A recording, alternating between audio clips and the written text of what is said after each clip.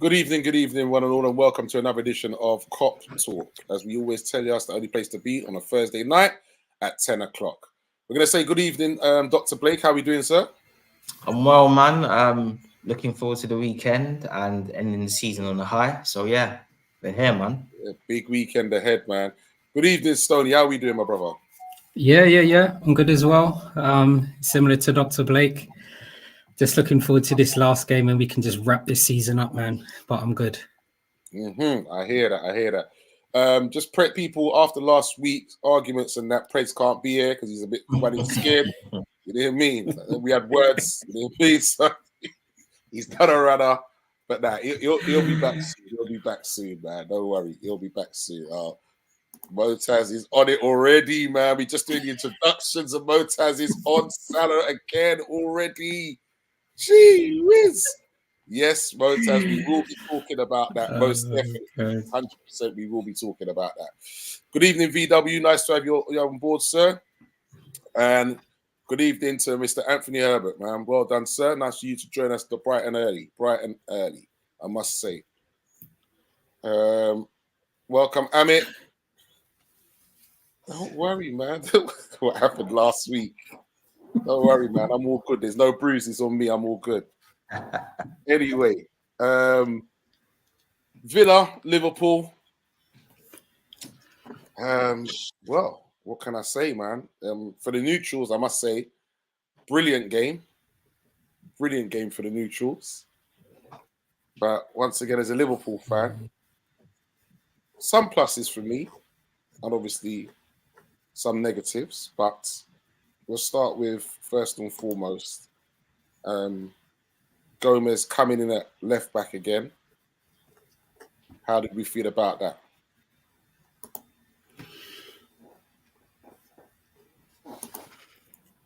I was actually okay with that, to tell the truth. I think he's played more steady performances than Robbo. Coming into the game, I think on Gomez's side, playing on the left, he probably would have been up against DRB pulling over that side.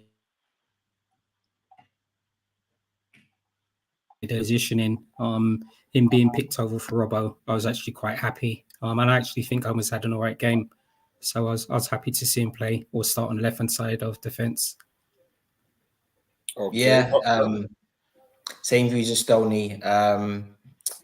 He's done well in that position, especially against left-footed right wingers. Shut down Saka a few times. So, yeah, I was good with that. It made sense. It made sense, man.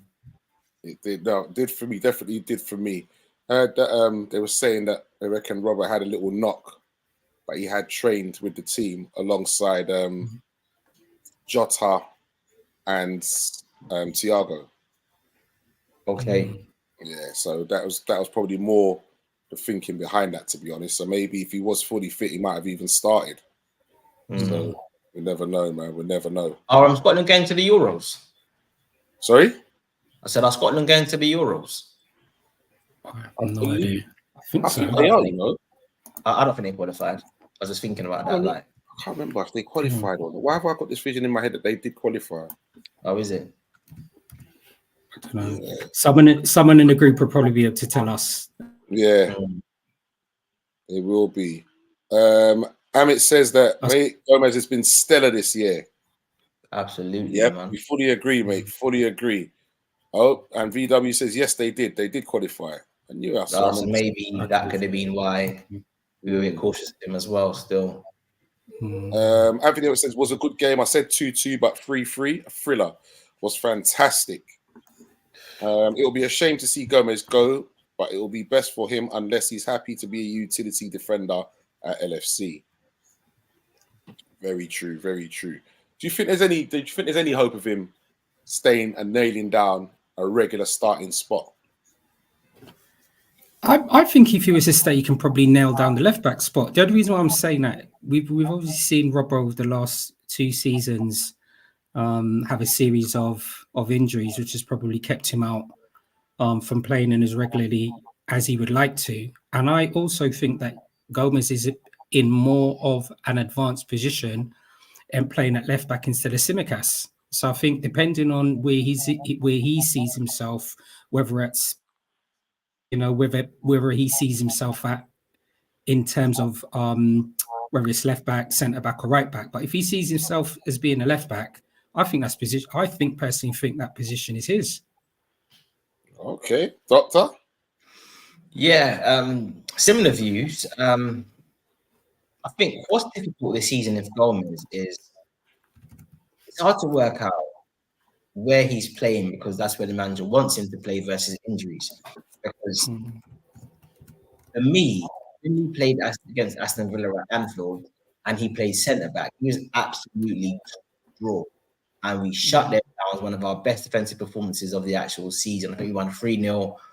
At that point in time, there is still the question marks over Gomez because of his form last season. So I guess what I'm saying is I'm surprised he hasn't been used as centre-back more personally. But I don't know if that's because he was needed elsewhere or Klopp just doesn't really want to play him there anymore. So it's hard to tell. But I actually think he's a top quality centre-back as well, in my opinion. Definitely. Amit says that Gomez has been kind of Mr. Reliable this year, adds untold versatility to the squad. It's a no-brainer to keep him. And Scotland played the opener against Germany. So they did qualify then. Cool. Gomez can't be first choice for LFC if we want to be title challengers. Which is interesting because he's been first choice for LFC when we won the title. So make of that what you will. And I don't think he's any worse now than what he was. If he said to me last season, certainly, but I'd say his form now is comparable to his form when he was a regular and he plays centre back. But I do see why people would say that. But I just think, Gomez played half the season that we won the Champions League, and then he played the full season, the season that we actually won the league. So. Yeah, I think he's better centre back than what people actually think he still is. Personally, I think we've still got the scars of last season, where obviously he was poor. There's no denying that. But I think at this level now, and I think now as well, you'd be a lot more experienced as well, knowledge-wise, about the game. So yeah. Plus, I feel the way football's moving, and unfortunately, we've got to keep up with our rivals because our rivals have moved ahead of us. That's just like the reality and situation. So we're now seeing more defensive fullbacks, hybrid centre-backs playing fullback now. Like Arsenal against City, they actually had 8 centre-backs on the pitch. Yeah. So Gomez can play as a defensive fullback, absolutely. Well, Vinny says, I mean first choice left back. Agree with Yeah.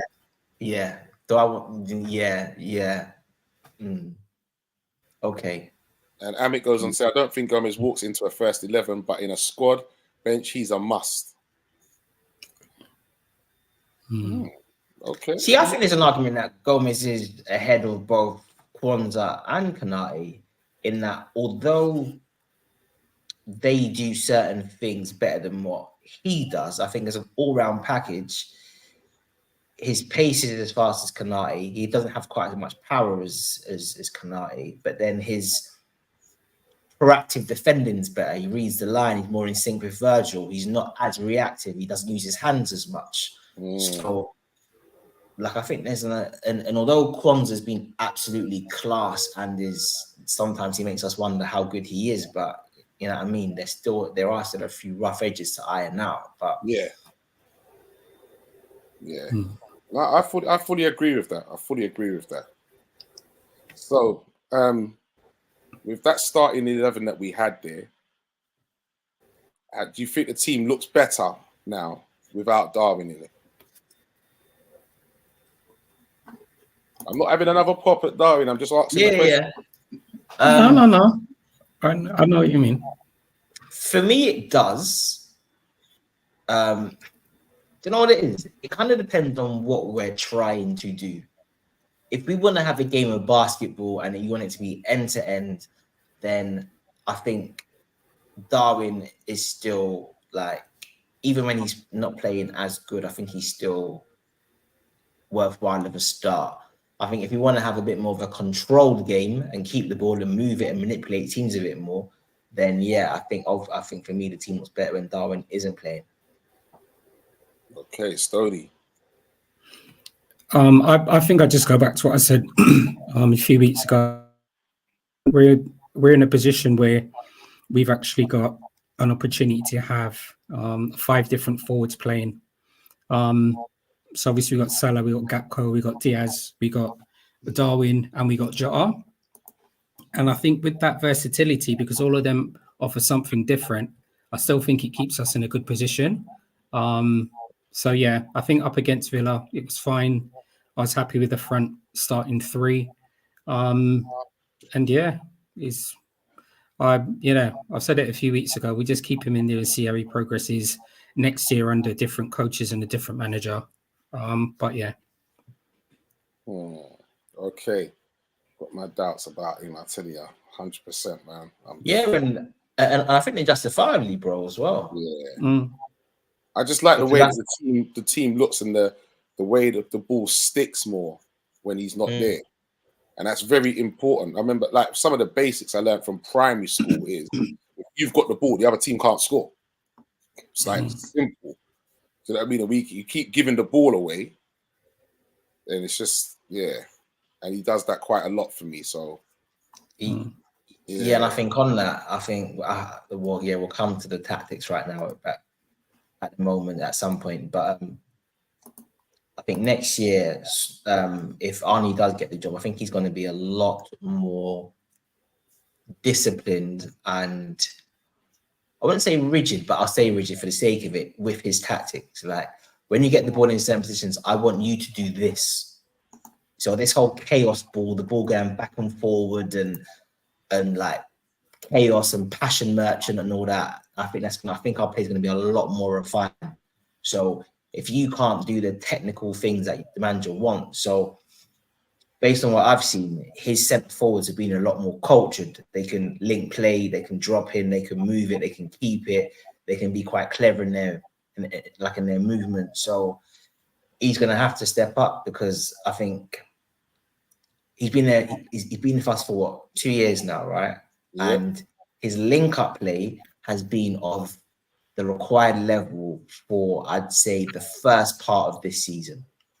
And then it's now dropped off again. So in 2 years, he's given us 25% quality link-up play. Not good enough. Needs to be better than that. Yeah, it's not good enough. So VW says that I still got my doubts about Diaz. Amit says Diaz end product is poor in my opinion. You can't deny that. I think Diaz gets an easy ride because of Darwin. For all the ability he has, he's under-delivered for me. Amit, about Diaz. So Darwin's kind of taking the shine off Diaz, not really producing. And I hear what they're saying, but in my opinion, not sure about you lot, Darwin looks like, to me, he's going to produce a lot more than what Darwin does. Diaz looks like a lot more to me, and I'd rather pass the ball to him than Darwin. Yeah, see, I'm with you on that. Diaz is particularly good at certain things, keeping the ball, bringing us up the field, beating his man. Yes, the end product is lacking. There's no denying that. Some of the through balls that he missed up against Villa, he was screaming, you're like, come on, Diaz. So he does need to work on that, or we need to help him work on that. But it's like his decision making is fine. It's the execution of it. So it's almost like you can see the football intelligence, he just doesn't always execute it. Whereas Darwin, it's not even execution, it's the decision making. It's like, bro, what did you think was going to happen, isn't it? Like, what was you seeing? Just running in a straight line at like 2 players, like, and expecting to get through. Yeah, but yeah, I totally. If you compare Diaz to Mane, and essentially he was the Mane replacement, then yeah, he hasn't been good enough. Oh, definitely not by a long shot. And I that would see with players that I wouldn't even bother to start comparing. Players like that. I don't think it's fair. I don't think it's fair on an incoming player at all. And then especially if you've got Darwin playing next to you, as opposed to a Firmino. Yeah, The comparisons are just not fair. It's not fair, not by a long shot. Vinny says it's going to be less heavy metal footy, more Ultravox and Pet Shop. it's needed, man. It's flipping needed. Yeah.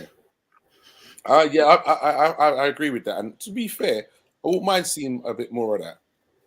You know, like dominating the possession and hopefully not just dominating the possession. And I want us to also be working the keeper, making good use of that possession.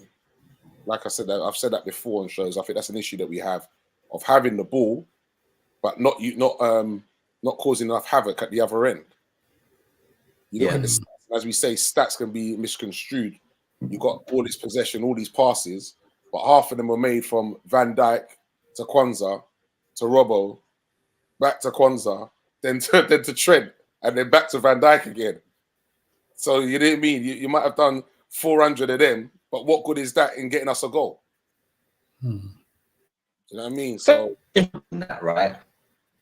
Yeah, so that I was thinking about this, and it's like, I guess this is my take. Klopp's, in the first you're breaking up there. Am I now? That's better. Yeah. Sorry, yeah, apologies. Yeah, I was saying Klopp's 10 years almost mirrored Arsene Wenger's a little bit, right? Where the first half, it was a certain profile of player, and then second half, it's been a different profile of player. So my thing is almost this, right? In those first 4 or 5 years, although we could argue that we might have wanted a bit more quality, so then the Oxes didn't work out, the Nabbies didn't work out, but we had a certain way of playing the game that was effective and it worked, and we were good at it. And we had defensive stability, we could create chances, we were good. I know teams need to evolve, but I just feel thinking about how we're playing now, it's almost like this doesn't even feel like a Klopp team, other than it's just end to end at times. But before that, we had power and dynamism and athleticism, and we would you couldn't outmuscle us. Like, we would match any opponent physically. Then I'm watching us play now, and I'm seeing man just running off, man.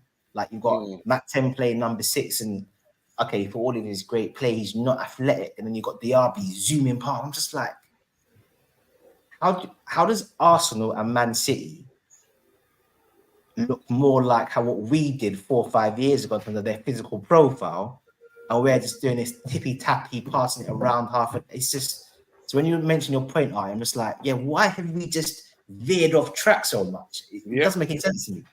Like, you know. I fully agree, man. I fully agree. 100% agree. Okay, let's move on to so 3-1 up.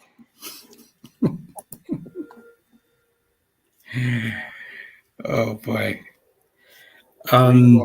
Stoney, what happened, man? Yeah. What happened was our subs. if I can be honest, it felt like the 4 subs we put on played at an advantage for Aston Villa. That's what it felt like for me watching the game anyway. It seemed like we were in control. Our substitutions, I think they came in at around probably about 75 minutes. That's right. And then the game just completely changed. I mean, even with our substitutions, at some stage I was think, where was Curtis Jones playing? When they made the subs, I originally thought Dominic was playing left forward, and then it looked like Curtis Jones was playing in behind the striker. Everybody just seems to be over the place and disjointed. And I mean, for that period of time, it just gave Villa confidence, and they just capitalized upon it. I mean, it didn't help really for us with Mac 10 making the slip for Duran's first goal, but yeah, everything for me changed after we made our subs. It just did not work one bit. Yeah. Doctor. Trying to be measured here because I don't want to cuss the great man, but it does feel like Klopp's just like, I think Klopp needs to just go now, and like it's time, because he's doing things that don't make sense. Before we even touch on Villa at 3-1, it was the same thing against Spurs. We were saying last week, like, how are we getting countered at 4-0 up? Like, and although I agree the subs made it worse, when you check it, Villa should have not been behind at that point in time based on the quality of their chances even before the subs came on. Like, some of them chances that they had created and they didn't take. The Diaby one where he skies it, the one where the defender kicks it from the goal line, and a Brazilian brother. You think to yourself, because I saw this stat that Villa's XG against us was higher in this game than when they beat us 7-2 or 7-3 like 2 seasons ago. Our XG was something like 2.2 and theirs something like 4.7. Like, it's just mad what is happening with the team. And I'm just like, I never want to see a midfield of Szoboszlai, Gravenberch, and Matt 10. Curtis Jones, who is out of the three of those, are best off the ball and can rival Dom for physicality. And yes, some fans find it frustrating, but he keeps the ball. Some people call him like a bit of a ball feeler, wherever it is, but he keeps the ball, gives us a bit of control. Why is his profile? Why is he playing left wing?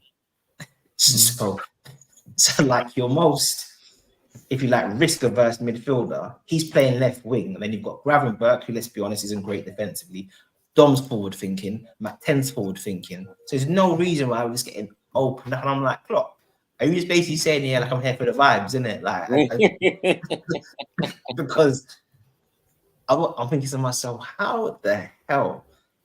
No control. We're playing possession football, but basketball. We're getting countered. We're getting opened. And I think the one positive that I would say is, I think in a normal defensive structure, our Kwanzaa, Gomez, Van Dijk will find it a hell of a lot easier. And Kwanzaa will never have, I think, as hard a season as what he's had this year, just on the basis of what our team tactics are. Trent's playing where he wants to. Trent's got a free role. Kwanzaa's having to cover Trent. Kanate's having to cover Trent. Like, it's just open, man. I'm just like, Jesus Christ, give these defenders a chance to be solid. And it's so just, it's chaos in that team. Chaos. And I think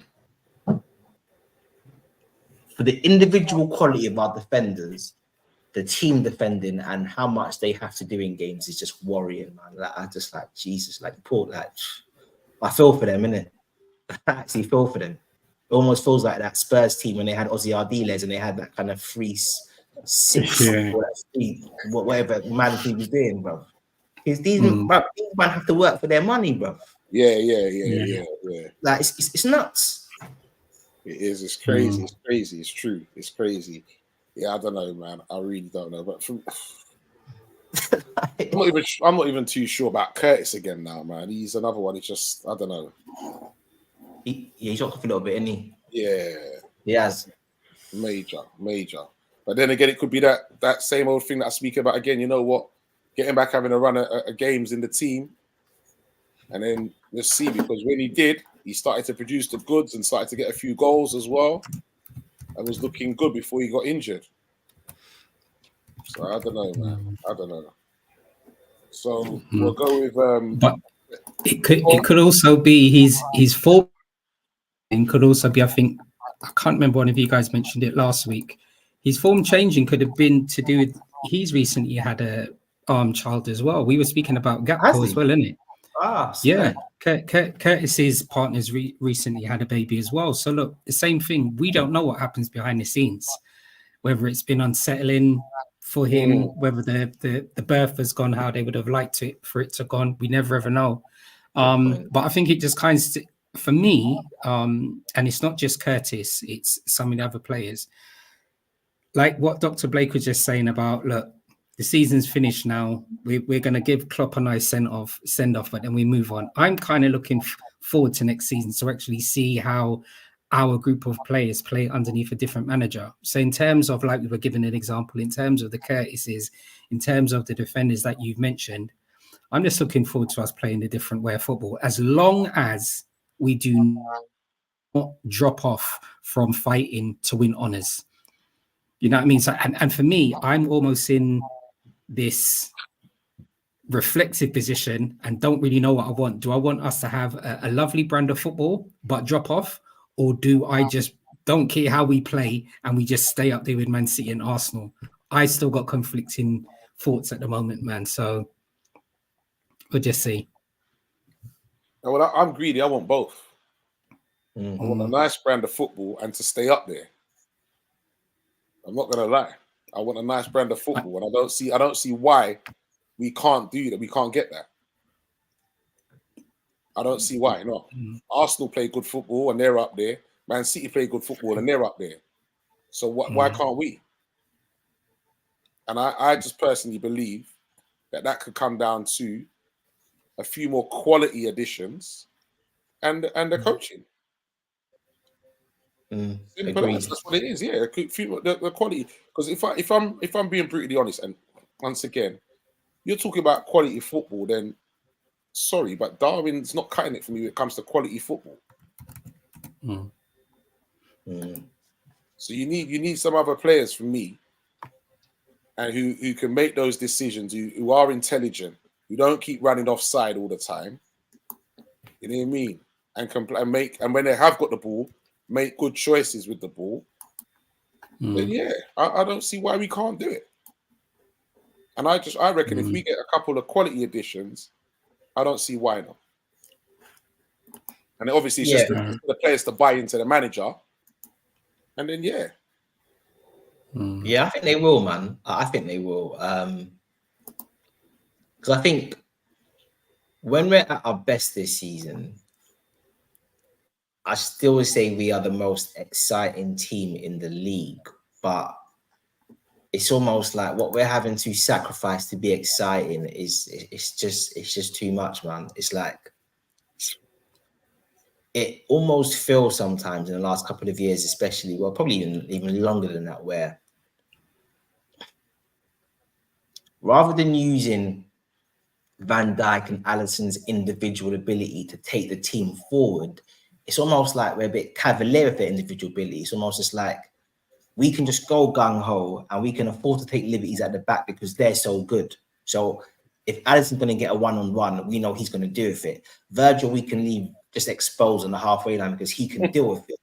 And it's just like, for me, we've got these GOAT level players, isn't it? Well, when I say like for their position, Van Dijk arguably one of the best centre backs in Premier League history. Alisson the same. Like, and I say arguably, like in terms of like the broader spectrum of football.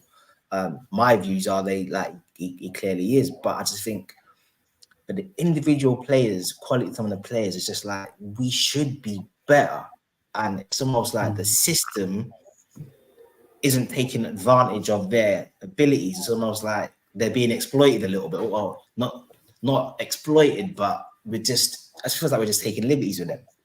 And it doesn't make any sense to me. It doesn't make any sense at all. And it's just like, just have a coherent pattern of play to move the ball up the field. How many times this season have we seen either Matt 10 or the number 6 struggle where he's had to take the ball under pressure? He's then got intercepted, or in our build-up play from the goalkeeper sent back into midfield, teams countered us, they've nicked the ball, they then scored. So something technically hasn't been right with the team all season. And it's either the players or it's the actual plan. And I kind of think it's maybe a bit of both in it. So, yeah, I think it needs to improve. And apparently this slot guy is highly rated. I was listening to Jan Moby talking. Yeah. And apparently, you know, like those Dutch legends that they're mad hard to please, that they're just difficult people. But apparently, like the Hullets, the Van Bastens have been singing this guy's praises. So, yeah, man, I think it's time, man. I think it's time. No. Listen, it's definitely time. 100%. It's definitely time. For me, it's showing, man. I think, Klopp is tired now. He's done as much as he can do. You know what I mean? He needs to go. I think he needs to go recharge his batteries and then find a new challenge. And hearing a lot about this slot guy all of a sudden now, starting to read up on him a bit, hearing a bit more about from, like you said, from other players and whatever.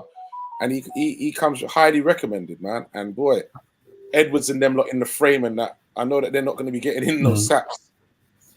Yeah. You know what I mean? Definitely not going to be getting in those saps. It's mad the way FSG are moving, in it. They just said, yeah, all you man come back. All you man come back. Another thing what I like as well, apparently, is another reason why they've gone for him is because they're saying like a lot of his philosophies are quite similar to Klopp's. So it's not going to be a mad upheaval, which is a good thing. Because you know what happens when somebody else comes in, it's a transition, you know what I mean, blah, blah, blah. And then you know what, you have to learn to play this way or whatever. I heard it's not going to be that major changes. So, yeah, because he counter presses. There's similar tactics. Obviously, it's a little bit different, but the principles are the same thing. Attacking football, working with youngsters, and I think you have to give FSG some ratings because even the fact that they brought back the old gang and they've made Slot will be head coach as opposed to manager. I just think they've learned over the years. I wouldn't even say about Klopp because I think it goes back to Brendan Rodgers, where towards the end of his tenure, they were then having to compromise on some of their signings to give him what he wanted, whereas it's going to be like, we are very good at signing players. We're going to do that. You're going to coach. That's your job description. You signed your contract, coach. Yes. Whereas if you remember like something like Brendan Rodgers, guy signing Lovren 20 million, Benteke 30 million. It's almost just like throwing money away, man. But because for me, it's almost like when you took over the job, you said, Andy Carroll, you're not for me. I mean, you all said fair dues. So it's almost like you can't get rid of Andy Carroll and then 3 years later sign Benteke. It doesn't make any sense. It's like, what are you thinking? Like, so I just think FSG are probably seeing when we've given managers autonomy over the years, the decisions have not been good. From Dalglish and Carroll and other signings and Rodgers and Rodgers and Joe Allen or Lallana was million, Lovren's, Barini's. Like there's been a lot of duds that we've signed when we followed what managers want. Barini, you know.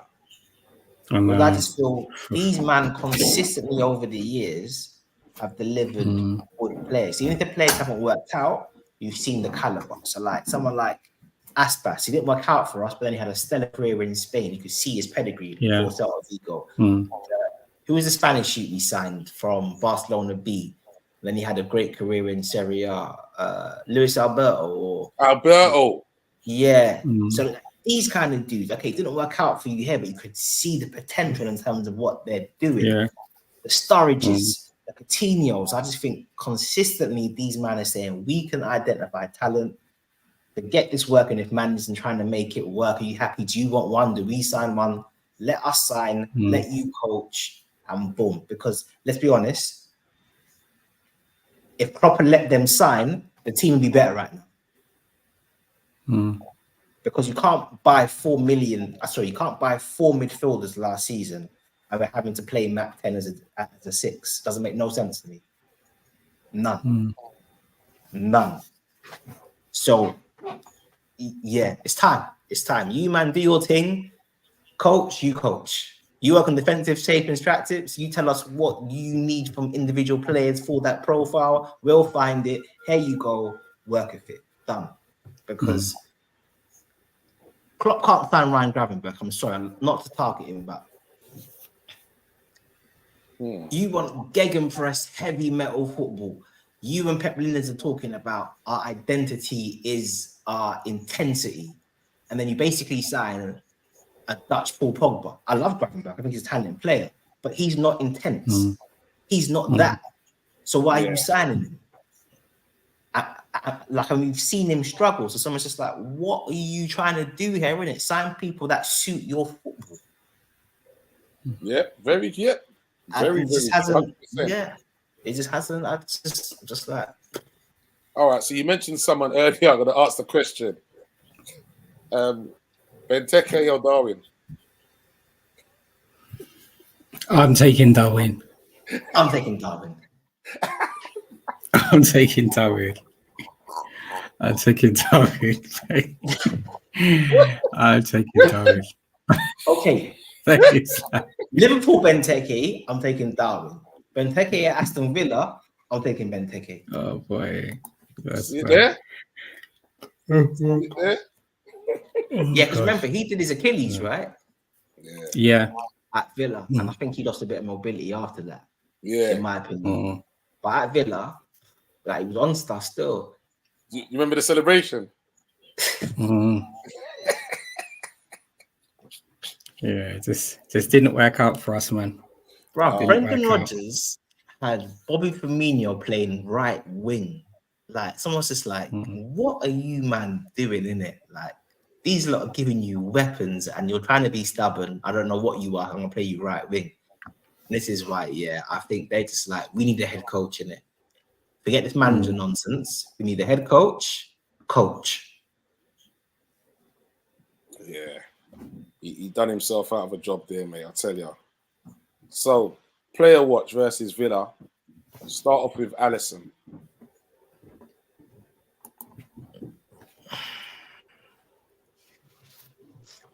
All right. I'm going to give him a 5.5. Alisson. I don't think he had one of his best performances. I'm giving him a 5.5. Nothing he could do with that third one though. That was just free. Yeah, nothing he could have done with it. I mean, to tell the truth, I don't think he could have done. In fairness, I don't think he could have done anything with any of the goals because the first goal came from Tielemans, and that came from the left-hand side, right? So Tielemans shot that ball from outside the box, and there was so much players in front of Alisson. There's nothing he could have done about that. So that goal he couldn't have done anything about. Which was the second goal was when Mac 10 slipped, wasn't it? Yeah. Yeah, when Mac 10 slipped, and the third goal was when Diaby shot it and it kind of flicked off Duran and went over his head. So in that sense, he couldn't have done anything about any 3 goals. However, I still don't believe that Alisson had a good game. I don't. So I'm just giving him a 5.5 for that. Okay. Doctor? Yeah, similar. He just seemed a bit uncertain with his feet. And it just, rather than what he normally does, which helps to calm the team, it almost felt like his distribution at time was just like putting the team under more pressure and just adding to the lack of control that we had. Okay. Endo. Stoney. Do you know what? I'm gonna be honest. I think Dr. Blake was mentioning about how frantic the game was and how open and end to end it was. And I think because of the way in which we played that game, Tielemans and is it Douglas Luiz that plays in the middle for Aston Villa, isn't it? Yeah. I think they just ran Endo ragged, but it wasn't just him that was isolated. I just don't believe that Endo or Mac 10 really had a good game against Aston Villa. But yeah, I just think the 2 that they had in the middle were far superior than our 3 that we had in there. So similarly to Alisson, I don't think Endo had one of these better games for us. Okay. Doctor. Yeah, I think I'd echo all that Stoney said. What game did we play that midfield? It was Tottenham. They played that midfield against Tottenham. We did. Yeah. And I think we all said that although there's a lack of athleticism because they all keep the ball and whatnot, so the team tactics kind of like there was a bit of, I guess, synergy amongst the team. Whereas I think against Villa, the lack of athleticism was just worrying. Because I was like, who's got more athleticism? Would you say Mac 10 or Endo? They're probably similar. Maybe Endo slightly. I think maybe slightly Endo for me. Slightly, but I mean, and that's worrying considering he's a lot older. I just think Endo's not meant to be your most dynamic, athletic midfielder. I just think it's worrying. Like, that's meant to be like your least profile. So, like, if Matt Penn's in the midfield, you're meant to be the least athletic. And then the others make up for what you lack in that regard, and there's a sense of balance. Whereas, him, Elliot, and it's just like, you're asking for man to run through you. You're asking for it. Elliot's got the legs. Elliot had an alright game because it was his shot that made Martinez spill the goal, wasn't it? For the opener, and then it was his cross to Kwanzaa. So Elliot he had the legs in that game, but I think he playing well. We were just saying, but I just think like McGinn was over on the left hand side. I just think McGinn and Bailey on either of those sides, man, they just had us up in certain positions, man. The energy and intensity, especially McGinn, they were just on it, man, constantly. I think that's probably why Endo had to elbow, or was it Mac 10 had to elbow McGinn in his ribs just to make him ease up a little bit, because the energy levels were just so far superior than ours in the game. I don't mind a bit of that, mate. I don't mind a bit of that. Needed, man. And I think this is it. Although Elliot's got lungs, but essentially he's short and slow. He just plays aggressive. But just pure physicality, I'm just like, Klopp, where's your athletic midfielders, bro? Like, why am I watching a midfield that looks like this could be a poor man's version of a Pep Guardiola midfield from like 5 years ago? It's like Pep's got rocks now. Like, man wants man with 6'2" in there. Like, that's just where it's at. Yeah, it's true. And like, then, you think about Partey and Rice and just their physical profiles, just those two alone. It's just like we can't get anywhere close to that. You need power in the midfield, man. It's needed. Yeah, we definitely. But with for me as well, why take Endo off? Was it for Szoboszlai? Yeah, that was one of the 4 changes, wasn't it? But even still, that's what I was saying, RT. Even when they made that change, I couldn't get my head around where anybody was playing. Maybe it was just me. I just felt disorientated. Everything just seemed disjointed. So I agree with you. I don't even know who went to the number 6. Was it Mac 10? I have no idea. Yeah, it was Mac 10. All right. So maybe Endo's got an injury, right? But watching the game, I felt Mac 10 looked more tired than Endo, which makes sense. He's played a lot of football. But I think it goes back to the original point of what we were saying at the start of the season. It almost feels like if everyone's fit, Klopp wants Mac 10 as a 6.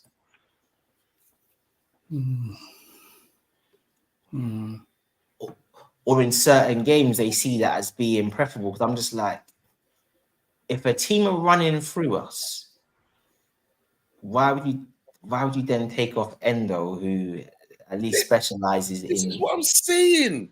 He's a specialist number 6. Yeah. And more so as well, we didn't. Nobody's playing against until Sunday, so players would have had more than enough time to rest and recover. That's what I'm saying. I don't want to hear about nobody getting to rest, bro. We got 1 game left. Thank you. I don't want to hear about that. That makes no sense to me. Good evening, Bingy, man. Nice to have you on board, sir. Yeah, man. Then you bring on Curtis Jones and play him left wing. Yeah. It's bananas, man. Yeah, I think Klopp's tired. Man. No, definitely. Because it doesn't make any sense at all.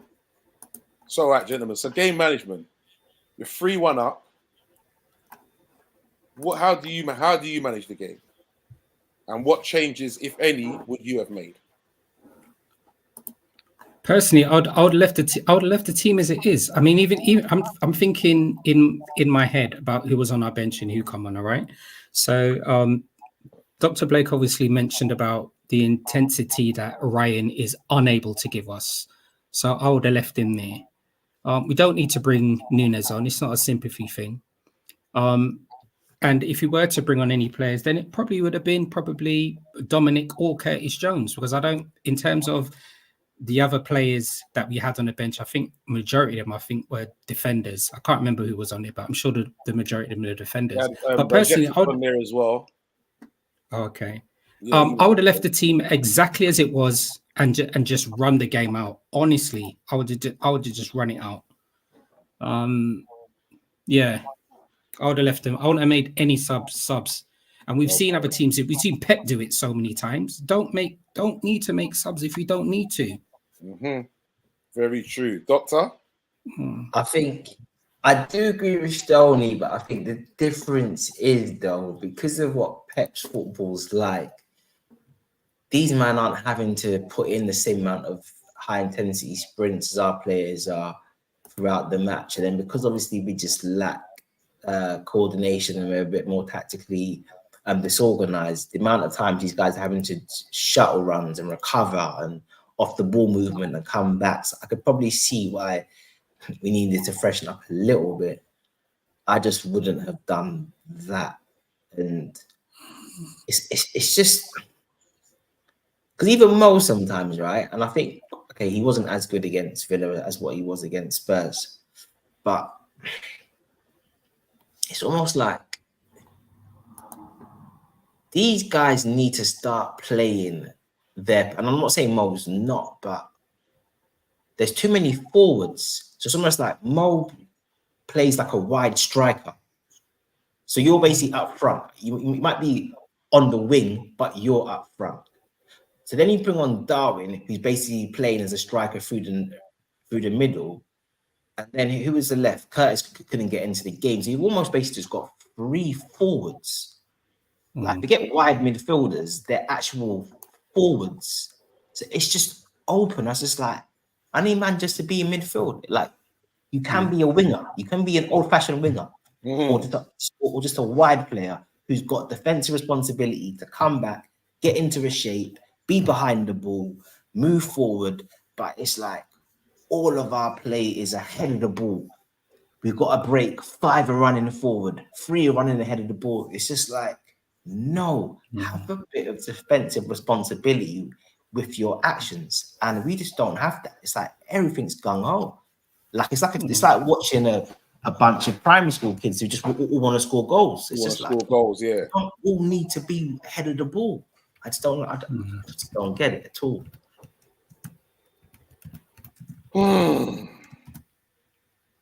Don't get it, man. I don't get it. So, final game of the season against Wolves. What team are we starting, lads? We can't finish no higher than 3rd. We can't finish no lower than 3rd. Do you give the young boys a run out? What do you do?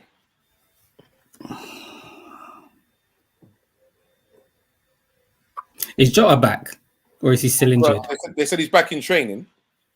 Oh, he's back in training. He's been back in training. Him and Thiago. Well, we don't need no sentiment. Thiago can come on at the end and get his clap. You don't need to play and sentiment with that. So I think I'd probably just play a similar team. Alisson there. Is Ibrahima back? Is Kwanzaa back? I mean, is Konate back? He's on the bench, no? Yeah, he was on the bench. Was he on the bench as well? Yeah, he was on the bench, yeah. Do you know, I'd probably play the same starting lineup that we did against Villa, but I think I would put Dominic to start instead of Harvey Elliott, even though Harvey Elliott had a good game. And then I'd probably keep the same front line.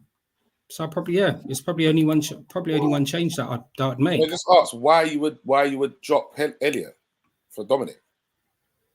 I don't know. That's what I don't Seriously. No, I'm being honest. I don't know. I'm plucking at straws. Yeah, because I'm plucking at straws. Because Elliott's right. I'm games, mate.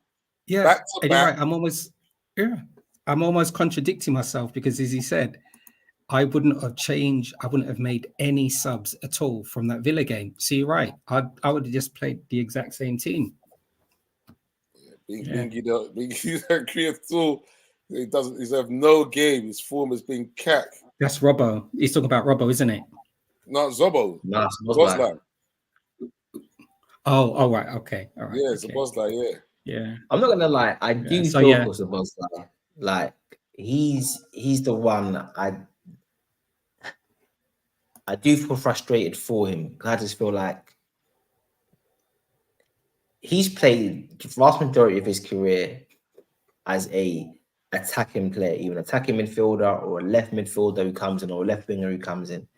So I just feel like, yes, you're a high energy player, but you've gone from basically being an attacking player to basically almost a hybrid of an attacking player and the water carrier because the midfield can't run.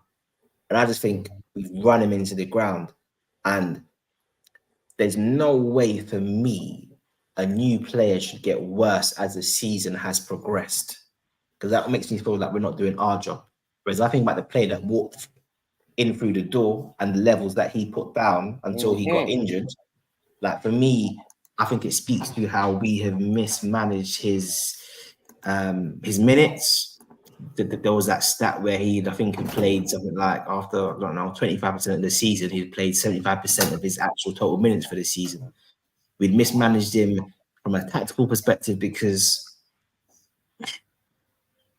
it almost feels like we're playing to players' egos. So you've got Trent can play like Pirlo from right back. Salah can come in, so Dom's having to cover Trent, cover Mo, make the runs behind Mo. It's just like, no, these men need to do their job. Everyone needs to do their job. You can't be having Szoboszlai playing like he's Henderson and being a water carrier. Like, if that's what you want, then sign a younger version of Henderson. You don't sign a number 10 who's dynamic to make him start doing that. I just feel like his form is poor, but I do think that is partly down to how we've used him. So, fully agree. Because, like you said, when he first come and what he was doing, what he was raving about him, and we was like, "Yo, we got this guy. Trust me." Yeah, and now we don't even want him starting. Yeah, and then even down to his injury as well, bro. You think to yourself, this is the man who never gets injured, but yet he done his hamstring. And then we brought him back too early, and then he re-injures the same hamstring again, and you're just like, okay, come on, like something's not quite right here, innit? Like we need to tighten up a little bit. We need to tighten up. So Bingy says Ali, Robbo, Trent, Gomez, VVD. Right, Gomez, okay. Endo, Elliot, Mac 10, Gakpo, Diaz, and Jota if fit. If not, then he bring in Mo. Yeah, I like that team. I wouldn't mind there being like a bit of a dribbling team. So the players who played the most on the clock players. So I wouldn't mind that. Yeah. I doubt if Jota will. I don't know if Jota will start because like just coming back. Yeah, it makes sense. Yeah, so I don't know if he's gonna start. And he probably wouldn't risk his other. Yeah. So I was gonna say, next season, do you think Jota would be seen as ahead of Nunes? Yes, as long as he's fit. For me, yes. Yeah, as long as he's fit, I would say yes. For me, yes. Level of ball play, he's going to hold up the ball better and use the ball better. Maybe he's got more game intelligence about him as well. And the main thing is, if he gets a chance, he's got the shotter. Yeah, he's finishing his food. Yeah. So I don't see why not. I really don't see why not at all. Okay, so let's talk about the big news, gentlemen. Pep Linders signed as manager of RB Salzburg. Must say, good move. Yeah, man. I ain't gonna lie. I'm happy for him, man. I'm happy for him, and I wish him all the best. Hope it goes well. Just don't come back trying to steal none of our players. You know what I mean? But yeah, man. No, seriously, I am happy for him, and I think he deserves that, man. Yeah, definitely. This go and enjoy himself, innit? He said that. I think he made it quite clear that he wanted a managerial position, and I'm sure he's going to allow a lot of his own ideas in terms of being a manager that he wants to try and implement. He's still at a good age, so yeah, I think it's a good thing as well. Yeah. All the best to him, man. All the best to him. We have Saudi Arabia eyeing up Salah and Alisson. So I know we've spoken a lot about Salah going before. How do we feel about Alisson? The interesting thing with the Alisson one would be, so he would still have been quite close with Bobby and Fabinho, and I think their experiences, I think, have been quite mixed there. So I wonder if they'd embrace it, tell him in his ear what it's really like and whether he'd go or whether he wants to remain here. We never know. I mean, look, I'll just say it. I don't want Alisson to go anywhere, but if he goes, as long as we get money for him, then I suppose we're right. And it could be that he moves on and that we already have Kelleher there, because Kelleher ain't done too bad. But yeah, I don't want Alisson to go anywhere, but it won't be the end of the world if he does go. Doctor, how do you feel about the Alisson situation there? I'd be worried, man. I do rate Kelleher, and I think he was very good this season. And I know, back to the point I was making earlier, where it almost feels like at times we have been overly reliant on Alisson's brilliance. But I just think there is a level of brilliance that is hard to replicate. And with the troubles we've had with goalkeepers over the years, because we're saying what Ray and True, okay, Reina was good actually, but yeah, I wouldn't want Alisson to go anytime soon. I think that's one that I'd hold off on. But boy, Saudi Arabia's, I guess, unique selling point is their wages, right? So if they're offering him like £1 million a week, then we might have to try and lean on his Christian values, man, and say like, bro. Why is the root of all evil, brother? Yeah, you have to stay there. Because you know what? I saw an interview with him on the Anfield Rap. And it was basically like a couple of their dudes were showing him the Anfield Rap's reaction to when he scored the header against West Brom. And I didn't realize his English is flawless. Like, yeah. Okay. Wow, you can't even really hear his accent. Like, it's nuts. He sounds like a proper Englishman. I was just like, oh, okay, not saying it makes any difference, but I just think, yeah, someone like Alisson, I'm trying to keep for as long as possible, because I just think, yeah, top level goalkeepers like that. And I think it goes back to the point I was making earlier. In a settled, organized defensive structure, what Alisson and then what Van Dijk can give you in that structure, I think will just be tenfold, because yeah, there's no way that Arsenal goalkeeper should be getting golden gloves. What's his name again? Raya. Yeah. Come on, man. Come on. He's got what, 16 clean sheets, and Alisson's got about 8 or 9. Come on. Yeah, I know, it's ridiculous. Come on. It's ridiculous. Yeah, like might be like even less than that. Bingy says, going back to the point of does Jota start before Nunes? I would say yes, but if Nunes has an awesome pre-season, he could start. But who knows what our new manager will choose? Exactly, but and that's a good point. What Bingy was saying, and we probably have to bear in mind that Jota's going to be playing in the Euros if he is fit. So will he be able to be part of a full pre-season with us, or is he going to need extra time? If Portugal go far, he's probably not going to have as much of a pre-season as we probably would have liked. He's probably going to have to rest before the season starts, because I think the final, if Portugal reach the final's on July the 14th.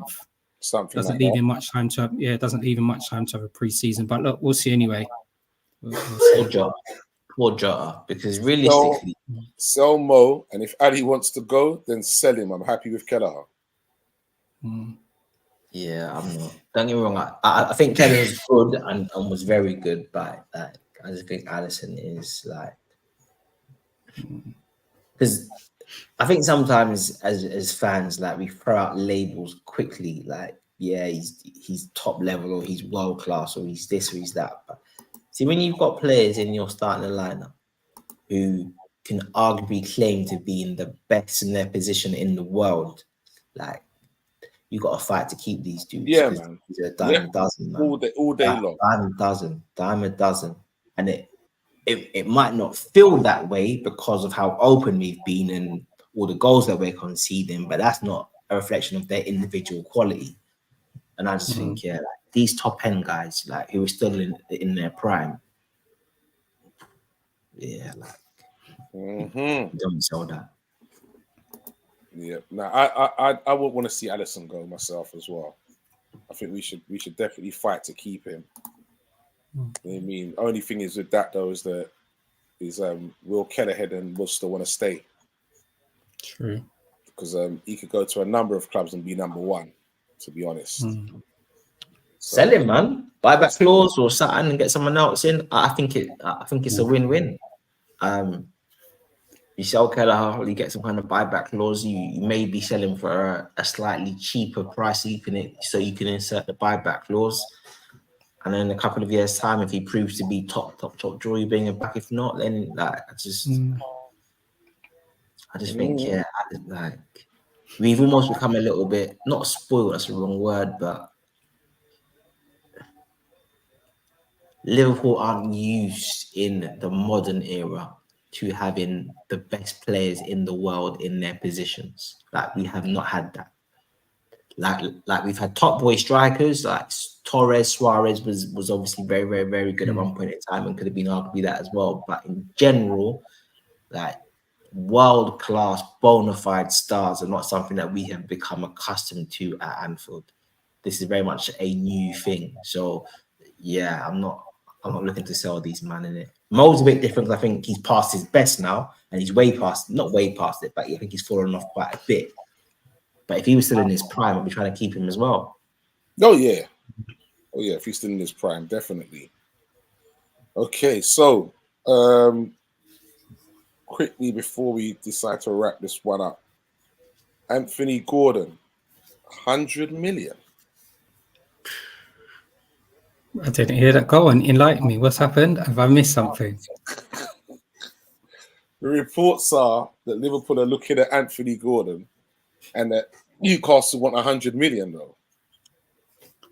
No, I can't see that happening. I know Newcastle was saying that they're still trying to balance their books XYZ, but I can't see them doing that. I mean, for them, that will be a nice profit. I think they paid about 40 mil for Gordon, but I can't see them doing that deal. I can't. He's been one of the better players this season. Oh yeah. And credit for him, he's obviously breaking into the full England squad as well. But no, we can use that money elsewhere, man. Yeah, 100 million. It's interesting. It's interesting. Someone's obviously. It's weird, right? You know, when you see this, always think to yourself, where has this story come from? Like, under no circumstances have we brought back all of these nerds, data analysts that like scouts and that. They're going to say, "Hey, you are Newcastle. Here's £100 million for Anthony Gordon." Might as well kept him Klopp. No. I don't know. I don't think it's like. I think what it is they were saying that there was, because the story is, it's been coming up from more than one source, to be fair, and I've seen it popping up a few times. Okay. But I think that Liverpool, they're showing interest in Anthony Gordon, but Newcastle are saying 100 million. Not that Liverpool are willing to pay that. So we may have inquired, but yeah. But I think most probably more likely, if there is any truth to the story, is we probably inquired about a different Newcastle player, and they're probably putting two and two together. Diaz has been linked with a move away. Anthony Gordon from Liverpool, and maybe we previously were interested in before, but yeah, like nah. I don't see that in the slightest. I do think he's good, but I mean, Would I want Anthony Gordon starting for my team? For me, no. Yeah, I feel that. Apparently, Liverpool have also meant to have been testing out feelers for Rodrigo. 120 million, talking to Real Madrid, but Carlo Ancelotti said no chance. I like Rodrigo.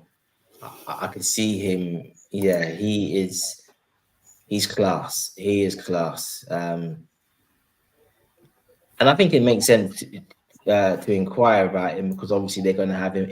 They're going to have Endrick and Mbappe, so maybe one of them might need to go. But I think he's class, though, Rodrigo. I'm not going to lie. I rate him, but just not for that price. Yeah, no, I rate him too. What do you reckon of Stoney? I don't know. I don't know, but no. I don't know.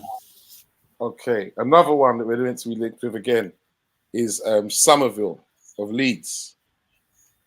Bit more realistic now, 30 million. Are we linked because he's done good in the Championship this season? Yeah, I don't know. They're also talking that Chelsea, Newcastle, and Villa are also looking. And if Leeds don't get promoted, then they need to sell players and try and raise like about 100 mil. Right, so that's probably why then. So that's probably why. I think the thing with Somerville. Yeah, go on. I'm just thinking, would he get as much game time? So what is he? He's a forward, isn't he, Somerville? Left wing, the left wing. So what is he? 22. My thing is, if we were to get him, are we getting? I know we don't stockpile players, but if we get him, I see we getting him for more of a squad player. I don't see him getting in and playing a regular position in any of the forward positions. However, we don't know the style that the new manager is going to want him to play or us to actually play. Because if he comes, he usually plays on the left forward. Remember, we got Diaz over there, Darwin can play over there, and Gakpo. That means Somerville's not getting in. Yeah, he's not getting in front of any of those three. So it may be one of those things. If we do buy him and then he goes back on loan, but if he comes, he's just going to be part of our development team. So that's the only reason why I'd say no on the Somerville situation. Okay. He scored as well against Norwich in the last game, though. Yeah. Would you take him though? The only reason why I take him, we buy him and he goes back out on loan. That's the only way that I think that deal should take place, personally. Okay. Would you take him, Doctor? I'm going to say yes. And I agree with Stoney from the point of view. I'm not sure I'd want him starting straight away. But I think based on what it looks like the new manager wants, players who are good 1v1, players who can either isolate their fullback and go past them, or players who can either kind of come in from the flank and be a goal threat or create. Like, I think his underlying numbers are good in terms of assists and goals, and he's quick, he's sharp. So I think he's one that could be developed. So if we were to sell Diaz and sign Somerville, I would be disappointed. If we were to keep Diaz and sign Somerville, I'd be happy. But I think for me, I would probably rather Somerville on the left over Cody or Darwin personally, or even Jota, if I'm being honest. I like guys who are good 1v1, who are techie, can move the ball and that. And the Championship's really tricky sometimes, isn't it? Because you think, well, you're signing a guy who's like a league below, Then you see with Eze and Elise who are Guanin. So I think sometimes, man, like these guys can do the same thing in the main league. So I wouldn't be against it, but not to be a starter next season for me. And it's another Dutch player, isn't it? Yeah. Final story again is it's raised its head again. is that Barca are back in again for Diaz. But like we were saying before, is it still that story that they don't have no dough? Yeah. So I saw It's true, something that because apparently they had inquired. Sorry, Sony, and we had said we had quoted something like £100 million, something like that, and then they've been like, "Yeah, we can't do it at that price, like no chance." But I think we may have then since kind of almost indicated we may do a deal for around 65, 70. So it's whether or not they can afford it at that price. I wouldn't want Diaz to go. I know some people aren't sold on him and his end product can be lacking, but I just think in terms of what this new manager wants, like wingers who are good 1v1, wingers with pace, wingers who can create havoc, wingers who can beat their fullbacks. Yeah, for me, he's got the best profile of that player in the squad. So I think where we've gone wrong with Diaz is almost trying to make Diaz play like Mane. I just don't think he's suited to that. But I just think you ask him to play like an old-fashioned winger, take the ball in midfield, beat your fullback, create havoc, then try and either connect or because his passing is quite tight. He's not somebody who loses the ball a lot, either with dribbling or when he's giving it. Like his final ball can lack a bit of quality, but I think on the slot, I think he could be quite good, man. Okay. So predictions before we go, gentlemen, against Wolves. At this point, I just 2-1 fist pumps and that's it, man. Just fist pump. Yeah, it's true. It's true. 2-1. Yeah, 2-1 Liverpool. 2-1 victory to Liverpool, and I agree with Dr. Blake, man. This fifth pumps everywhere, and just a good send off. Anyway. I think you're gonna get that anyway. Win, lose or draw, he's gonna give us some fist pumps to say goodbye, man. Has to. Final game. I think it's gonna be a tough one against Wolves, though. Yeah. And as you said, these teams, you have to give them credit. They're going to be Wang back and Cunha back fit again. Yeah. They connected up. Yeah. You know what I mean? So for a squad role. Well, I say squad role. Could be. Would you take Cunha? I don't think he's done enough to warrant playing. I don't think he's warranted enough. I need to see him again. Yeah. Because you know what it is to me? Each time I watch him play, he just dances past defenders like they're not there. His end product's lacking, but I think he creates chaos. Hold on. Dr. Blake. Who does that sound like? You sound like we're talking about Darwin. Nah, man. Darwin doesn't create chaos. Darwin is chaotic. Like Cunha's not chaotic. He just creates chaos for the opposing team, man. But he's not a chaotic player. It will break my heart to know that we've got Darwin, Diaz, and Cunha in the team, and none of them can finish. That would just be breaking my heart, man. Fair point with that one. I can't lie. Yeah, like Cunha's not clinical, but I just see like when he gets the ball and that, he carries it, he moves it, he beats players so easily. He scored a good goal the other day, though. I tell you. I think he's got a bit of quality. I'm not gonna lie. Yes.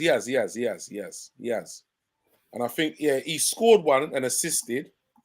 And then I think it was Hang scored one and assisted for him as well. Yeah, he's one I would look at, man. I think he's the kind of player that you put him in a better team and he goes up a level still. I just think. Listen, right now, from them, mate, I'll tell you what. We sell Simicast and take Ain't Nori. Yeah, absolutely. Absolutely. That's a bit of business I would do. Absolutely. There's also that I saw we were linked to. It wasn't a strong link. That Gomez, is it Gomez in midfield? The Brazilian midfield. Oh yeah. I haven't seen enough of him, but when I've seen him play, like he looks decent, but like, I don't know if he's top draw though. But yeah, now Wolves could solve a few of our problems, man. Bingy's saying 3-1. 3-1. Okay. I have no idea. Tell Keller who you want to be our number 2. Good point. Good point. Take one of them goalkeepers on like Crystal Palace or something like that. Take their like number one, or like teams find a way to get decent number two. And they got Henderson. There you go. Take someone like Oh yeah, they have. They got, Yeah. Henderson, yeah. You know who's all right? Because Binky was up. Was it a question regarding the goal? Yeah. That he was mentioning. Yeah. You know, I can't remember the guy's name. Atletico Bilbao's goalie's all right, you know, and his contract's up at the end of the summer. I think his name's like Simon or something like that. Yeah. Okay. He's all right. He would be a good goalie. And they said his contract's up at the end of June 2025. I would be happy if we was to get him. Okay. Okay. One to look out for again. Right, people. Just going to say thank you very much for joining us. It's been a blast once again. Tell a friend to tell a friend, share, subscribe, and like. We will be back next week, even though the season's over. We'll have our last talk about the final game, and then we will be talking about. I think my next week's going to be a long one, Dad. So you know what I mean. If you can get a power nap in before the show, get that power nap in, because we will be going in. And it will be about. I'll give you some time to start thinking now. We're going to start. It's going to obviously we're going to dedicate that show to Klopp after his last one, and we'll be looking back at some of his best moments and whatever, some best memories. So yeah, start thinking from now, gentlemen, about that. It will be all about Klopp. You might have to put your thinking caps on too. I think we might have to do a little Klopp competition. You know what I mean? A little quiz, quiz. Yeah. So people out there as well, get ready to get involved. So thank you very much, Doctor. Yeah, it's been a blast, gents. Yeah, and I think the weekend's just about honouring the great man. And I think although we're a little bit frustrated with things of recent years, I do think in many ways the Klopp legacy will be defined in the next 5 to 10 years simply because of he has facilitated us being back on the map. Like we are now a main player again in world football. And that's a key thing that Klopp's done. Like so, I think like what the new manager will inherit, I think that's down to Klopp. So yeah, of course. Jurgen, you came, you conquered, bruv. So respect for that. Okay, thank you very much, Stoney. Yeah, thank you very much once again for hosting the show. And I said we just look forward to joining Cop Talk next week, Thursday. Definitely, man. Oh, yeah, before we go, gentlemen. Fury or Usyk? Oh, Usyk. Okay. You saying, Doctor? I think Fury, you know. He said, well said. Okay. Fury, I think, still. I always just think that a good big man always beats a good little man. Is that a pause? Maybe definitely, bro. I don't even know what you asked. Apologies. Pause. Just pause it anyway. Especially as you got Bingy on there, bro. I'm telling you. Yeah, you know that. He's the pause king. Bingy saying Usyk. I'm hoping for Usyk. Fingers crossed, man. Usyk. I want Usyk to do it. But I'll tell you one thing. I have to, as much as I have to say, but Tyson Fury seems to just find a way. I have to give him respect for that, man. He's one of the most adaptable boxers I know, bro. Seriously, I'm not going to lie. This day and age, when he fights all these different guys, he adapts and fights accordingly, man. So I have to give him his props. Yeah, and another pause, he rises to the occasion as well. But yeah, I just think Fury's one of these fighters who, in many ways, it's almost like his level is often dictated by his opponent. So you put him against a Wallen who's basic and Fury can struggle. Then you see someone like AJ completely batter Wallen and show what his levels are. But then equally put Fury against somebody elite, Klitschko, when he was seen as being unbeatable in recent years prior to that, or Deontay Wilder. I just think he just turns it up a notch. And I think right now he is motivated, he's zoned in mentally. And yeah, I just think he's a hard person to beat, man. I just, yeah, it's going to be good. He is. Right. Thank you very much, peoples. Like I said, make sure you're here next week and right through summer. We will be here right through, man. No messing about. We'll be here right through. We'll have lots to talk about, lots to keep you entertained. So yeah, keep it locked, man.